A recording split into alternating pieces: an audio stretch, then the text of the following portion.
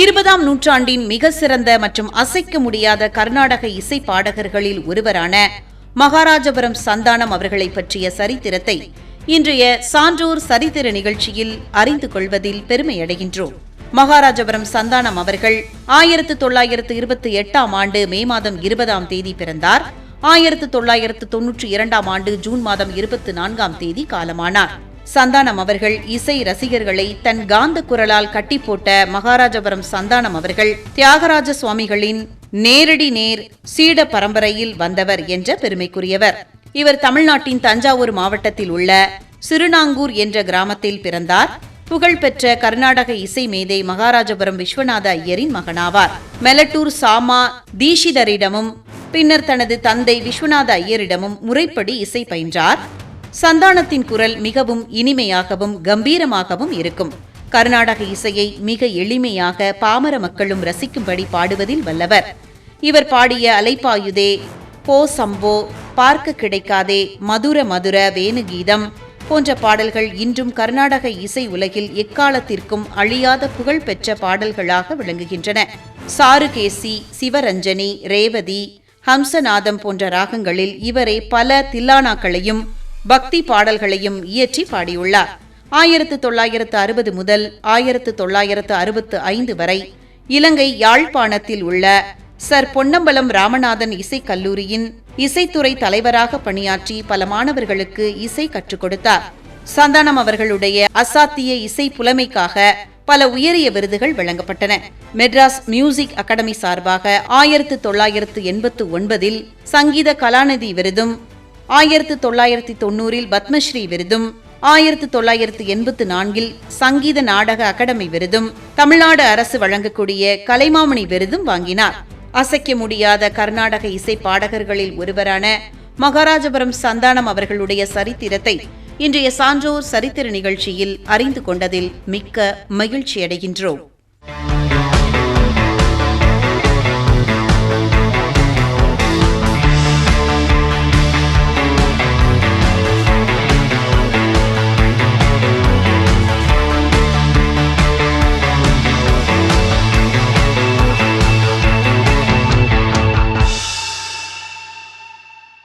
தமிழ், ஆங்கிலம், மலையாளம், சமஸ்கிருதம் மற்றும் இந்தி ஆகிய 5 மொழிகளில் மிக சிறந்த புலமை பெற்றிருந்ததால் தமிழ் இலக்கிய உலகில் பன்மொழி புலவர் என்று போற்றப்படக்கூடிய ஒரு வரலாற்று ஆய்வாளரும் மொழியியல் வல்லுநரும் மொழிபெயர்ப்பாளருமான கா. அப்பாத்துரையார் அவர்களுடைய சரித்திரத்தை இன்றைய சான்றோர் சரித்திர நிகழ்ச்சியில் நினைவு கூறுவதில் பெருமையடைகின்றோம்.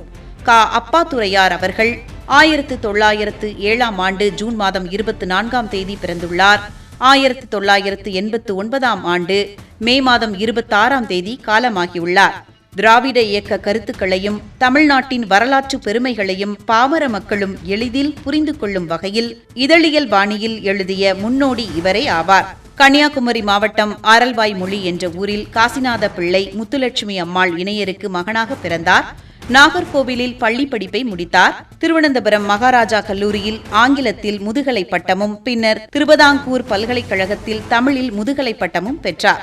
சென்னை சைதாப்பேட்டை ஆசிரியர் பயிற்சி கல்லூரியில் LT பட்டம் பெற்றார். காரைக்குடி அமராவதி புதூர் குருகுல பள்ளியில் அப்பாத்துரையார் தலைமை ஆசிரியராக பணியாற்றிய போது புகழ்பெற்ற கவிஞர் கண்ணதாசன் இவரிடம் மாணவராக பயின்றார். சென்னை பச்சையப்பன் கல்லூரியிலும் சில காலம் ஆசிரியராக பணியாற்றினார். 1947 முதல் 1949 வரை மத்திய அரசின் செய்தி தொடர்பு துறையில் பணியாற்றினார். அப்போது அவர் எழுதிய இந்தியாவின் மொழி சிக்கல் என்ற ஆங்கில நூல் அரசுக்கு எதிராக இருந்ததாக கூறி அவர் பணியில் இருந்து நீக்கப்பட்டார். திராவிடன், ஜஸ்டிஸ், இந்தியா, பாரத தேவி, சினிமா உலகம், விடுதலை மற்றும் தென்றல் போன்ற பல முன்னணி இதழ்களில் கட்டுரைகளும் பொது அறிவு செய்திகளும் எழுதினார். இந்தி மொழியில் மிக உயரிய விசாரத் பட்டத்தை பெற்றிருந்த போதிலும் தமிழ்நாட்டில் இந்தி மொழி கட்டாய பாடமாக திணிக்கப்பட்ட போது அதற்கு எதிராக 1938-39 ஆண்டுகளில் நடைபெற்ற வரலாற்று சிறப்புமிக்க இந்தி எதிர்ப்பு போராட்டத்தில் தீவிரமாக பங்கேற்றார். தமிழ்நாட்டின் பண்டைய வரலாறு, மொழியியல் மற்றும் சமயம் சார்ந்து 100க்கும் மேற்பட்ட நூல்களை எழுதியுள்ளார். இவர் எழுதிய தென்னாட்டு போர்க்களங்கள் என்ற நூலானது தமிழக வரலாற்றில் நடந்த முக்கியமான போர்களையும் அவற்றின் வீழ்ச்சி மற்றும் எழுச்சிகளையும் பொது வாசகர்களுக்கு புரியும் வண்ணம் தொகுத்து எழுதிய மிக சிறந்த வரலாற்று நூலாகும். 1800 ஆண்டுகளுக்கு முற்பட்ட தமிழகம் என்ற நூலானது பண்டைய தமிழகத்தின் எல்லைகள், பண்பாடு மற்றும் சிறப்புகளை படம் பிடித்து காட்டும் ஆய்வு படைப்பு நூலாகும். இந்திய நாகரிகத்தில் திராவிட பண்பு என்ற நூலானது இந்திய துணைக்கண்டத்தின் கலாச்சார வளர்ச்சிக்கு திராவிடர்களின் பங்களிப்பை விளக்கும் நூலாகும். சங்ககால புலவர்கள் வரிசை என்ற நூலானது ஔவையார் உள்ளிட்ட சங்ககால புலவர்களின் வாழ்க்கை மற்றும் பாடல்களை எளிய நடையில் விளக்கிய நூலாகும். புத்தர் அருளறம் என்ற நூலானது பௌத்த மதத்தின் கோட்பாடுகளையும் அருள் உரைகளையும் தமிழில் கொண்டு சேர்த்த நூலாகும். தமிழ் மொழிக்கும் வரலாற்று எழுத்தியலுக்கும் இவர் ஆற்றிய பெரும் தொண்டினை போற்றும் வகையில் 1979ஆம் ஆண்டு இவருக்கு செந்தமிழ் செல்வர் என்ற பட்டம் வழங்கி கௌரவிக்கப்பட்டது. தமிழ் இலக்கிய உலகில் பன்மொழி புலவர் என்று அழைக்கப்பட்ட அப்பாத்துரையார் அவர்களுடைய சரித்திரத்தை இன்றைய சான்றோர் சரித்திர நிகழ்ச்சியில் அறிந்து கொண்டதில் மிக்க மகிழ்ச்சி அடைகின்றோம்.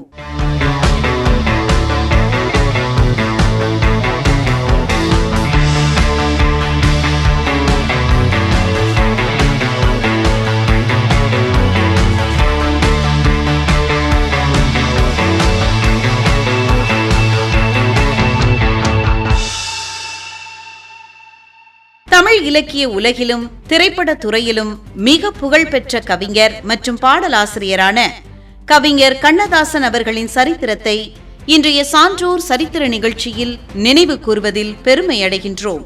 கவிஞர் கண்ணதாசன் அவர்கள் 1927ஆம் ஆண்டு ஜூன் மாதம் 24ஆம் தேதி பிறந்துள்ளார். 1981ஆம் ஆண்டு அக்டோபர் மாதம் 17ஆம் தேதி இயற்கை எய்தியுள்ளார். சிவகங்கை மாவட்டத்தில் உள்ள சிறுகூடல்பட்டியில் பிறந்துள்ளார். கவிஞர் கண்ணதாசனின் இயற்பெயர் முத்தையா ஆகும். மக்கள் இவரை அன்போடு கவியரசு என்றும் கவியரசர் என்றும் அழைப்பார்கள்.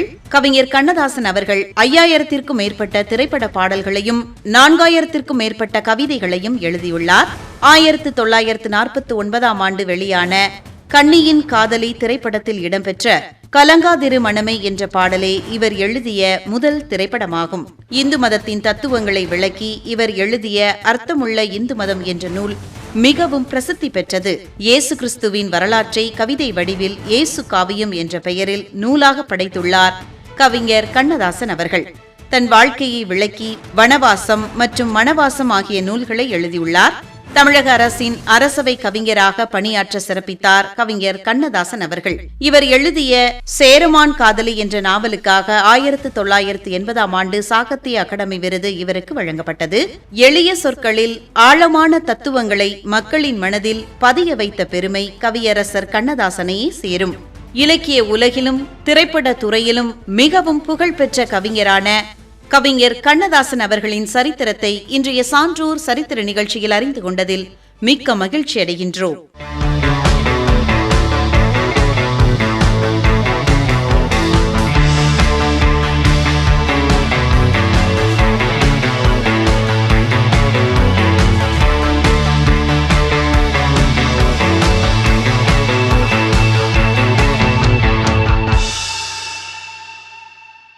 தமிழ் திரைப்பட துறையின் மிக சிறந்த இசை அமைப்பாளர்களுள் ஒருவரான MS விஸ்வநாதன் அவர்களின் சரித்திரத்தை இன்றைய சான்றோர் சரித்திர நிகழ்ச்சியில் நினைவு கூறுவதில் பெருமை அடைகின்றோம். MS விஸ்வநாதன் அவர்கள் 1928ஆம் ஆண்டு ஜூன் மாதம் 24ஆம் தேதி அன்று கேரள மாநிலம் பாலக்காட்டிற்கு அருகில் உள்ள எலப்புள்ளி கிராமத்தில் பிறந்துள்ளார். 2015ஆம் ஆண்டு ஜூலை மாதம் 14ஆம் தேதி இயற்கை எய்தியுள்ளார். MS விஸ்வநாதன் அவர்களின் முழு பெயர் மணையங்கத்து சுப்பிரமணியன் விஸ்வநாதனாகும். அதனை சுருக்கி நாம் MSV என்று அழைக்கின்றோம். ஆரம்ப காலத்தில் TK ராமமூர்த்தி என்ற வயலின் கலைஞருடன் இணைந்து விஸ்வநாதன் ராமமூர்த்தி என்ற பெயரில் இரட்டையர்களாக 100க்கும் மேற்பட்ட படங்களுக்கு இசையமைத்தார் MS விஸ்வநாதன் அவர்கள். பின்னர் தனியாக 500க்கும் மேற்பட்ட திரைப்படங்கள் உட்பட மொத்தம் 1200க்கும் அதிகமான படங்களுக்கு இசையமைத்துள்ளார். தமிழக அரசின் மாநில பாடலான நீராறும் கடலுடுத்த என்ற தமிழ்த்தாய் வாழ்த்து பாடலுக்கு மெட்டமைத்தவர் இவரே ஆகும். இசை அமைப்பது மட்டுமின்றி 500க்கும் மேற்பட்ட பாடல்களை தனது கணீர் என்ற குரலால் பாடியுள்ளார் MSV அவர்கள். சில திரைப்படங்களில் நடிகராகவும் நடித்துள்ளார். கர்ணன் திரைப்படத்தில் இடம்பெற்ற உள்ளத்தில் நல்ல உள்ளம் என்ற பாடலும் பாலும் பழமும் என்ற படத்தில் இடம்பெற்ற ஆலயமணியின் ஓசையை நான் கேட்டேன் என்ற பாடலும், ஆனந்த ஜோதி திரைப்படத்தில் இடம்பெற்ற நினைக்க தெரிந்த மனமே உனக்கு மறக்க தெரியாதா என்ற பாடலும், நினைத்தாலே இனிக்கும் என்கின்ற படத்தில் எங்கேயும் எப்போதும் சந்தோஷம் சங்கீதம் என்ற பாடலும், அபூர்வ ராகங்கள் என்ற படத்தில் அதிசய ராகம் ஆனந்த ராகம் என்கின்ற பாடலும் இவர் இசையமைத்த பாடல்களில் மிக முக்கியமான பாடல்களாகும். தமிழக அரசு இவருக்கு கலைமாமணி விருது வழங்கி சிறப்பித்தது. அதேபோல் இசைத்துறையில் இவரின் சாதனையை பாராட்டி பல்கலைக்கழகங்கள் இவருக்கு கௌரவ டாக்டர் பட்டம் வழங்கின. மேலை நாட்டு இசை கருவிகளையும் கர்நாடக இசையையும் இணைத்து தமிழ் திரை இசையில் பல புதிய உத்திகளை புகுத்திய பெருமை MS விஸ்வநாதன் அவர்களையே சாரும். மறக்க முடியாத ஏராளமான பாடல்களை நமக்கு தந்த MS விஸ்வநாதன் அவர்களின் சரித்திரத்தை இன்றைய சான்றோர் சரித்திர நிகழ்ச்சியில் அறிந்து கொண்டதில் மிக்க மகிழ்ச்சி அடைகின்றோம்.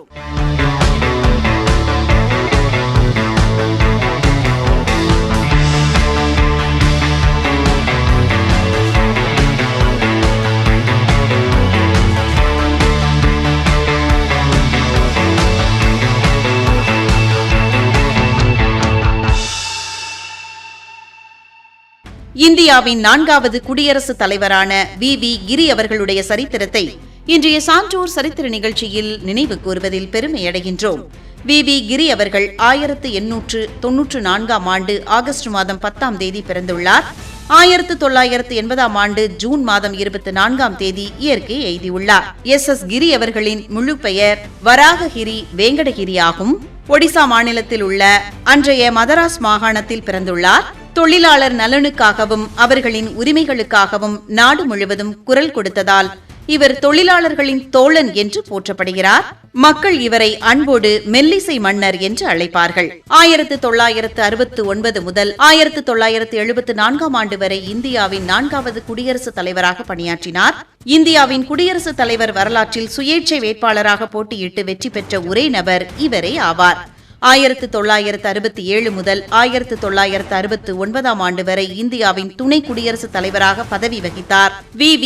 கிரி அவர்கள் உத்தரப்பிரதேசம், கேரளா மற்றும் கர்நாடகா ஆகிய மாநிலங்களின் ஆளுநராகவும் பணியாற்றியுள்ளார்.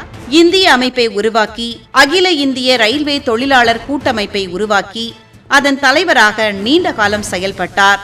V.V. கிரி அவர்கள் சுதந்திர இந்தியாவின் மத்திய தொழிலாளர் நலத்துறை அமைச்சராக பதவி வகித்து தொழிலாளர்களுக்கு சாதகமான பல சட்டங்களை கொண்டு வந்தார். 1937 ராஜாஜி அமைத்த சென்னை மாகாண அரசில் தொழில் மற்றும் தொழிலாளர் நலத்துறை அமைச்சராக பொறுப்பு வகித்தார். நாட்டின் மிக உயரிய விருதான பாரத ரத்னா விருது இவருக்கு 1975 ஆண்டு வழங்கப்பட்டது. மகாத்மா காந்தியின் வெள்ளையனை வெளியேறு இயக்கத்தில் பங்கெடுத்து சிறை சென்றார். சிறையில் இருந்தபோது தமிழகத்தை சேர்ந்த பசும்பொன் முத்துராமலிங்க தேவருடன் நெருங்கிய நண்பரானார் V.V. கிரி அவர்கள். சட்டம் பயின்றவரான V.V. கிரி அவர்கள் தொழிலாளர்களின் முன்னேற்றமே நாட்டின் முன்னேற்றம் என்று நம்பி வாழ்ந்த ஒரு சிறந்த தேச தலைவராவார். இந்தியாவின் 4வது குடியரசுத் தலைவரான V.V. கிரி அவர்களின் சரித்திரத்தை இன்றைய சான்றோர் சரித்திர நிகழ்ச்சியில் அறிந்து கொண்டதில் மிக்க மகிழ்ச்சி அடைகின்றோம்.